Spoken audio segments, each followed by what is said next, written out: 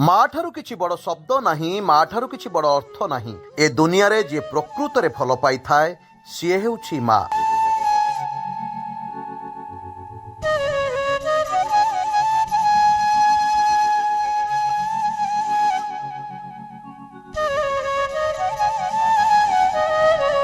ହଁ ଦର୍ଶକ ବନ୍ଧୁ, ଏ ଚିତ୍ର ବୟାନ କରୁଛି ମାର ମମତା କେତେ।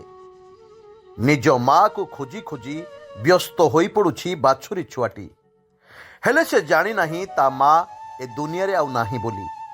ଏହି ମଣିଷମାନେ ହିଁ ତା ମାକୁ ମାରି ଦେଇଛନ୍ତି। ଏଭଳି ଦୃଶ୍ୟ ଦେଖିବାକୁ ମିଳିଛି କେଉଁଝରରେ।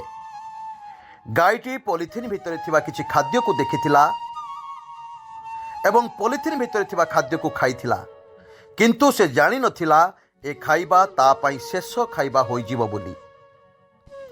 ପଲିଥିନ୍ଟିକୁ ଖାଇ ହଜମ ନ ହେବାରୁ ତା ପେଟ ଫୁଲି ଯାଇଥିଲା ଏବଂ ମୃତ୍ୟୁ ହୋଇଥିଲା। କିନ୍ତୁ ତାର ନିରୀହ ଶିଶୁଟି ତାକୁ ଦେଖିବା ପାଇଁ ଡହଳ ବିକଳ ହୋଇପଡ଼ୁଛି।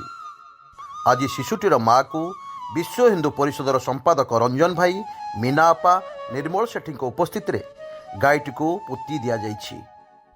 କିନ୍ତୁ ତା ଛୁଆଟିର ବିକଳ ମୁହଁ ଦେଖି ଆଖିରୁ ଲୁହ ଆସିଯିବ। ମା ଛେଉଣ୍ଡ ହୋଇଗଲା ନିରୀହ ପଶୁଟି, କେବଳ ଆମମାନଙ୍କର ଭୁଲ ପାଇଁ।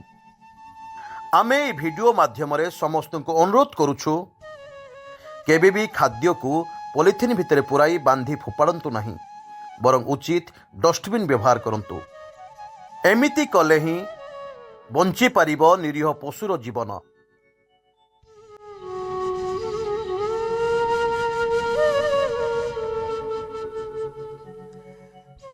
କେଉଁଝରରୁ ନିର୍ମଳ ସେଠୀଙ୍କ ରିପୋର୍ଟ, ସ୍ୱତନ୍ତ୍ର ଓଡ଼ିଶା ଲାଇଭ୍।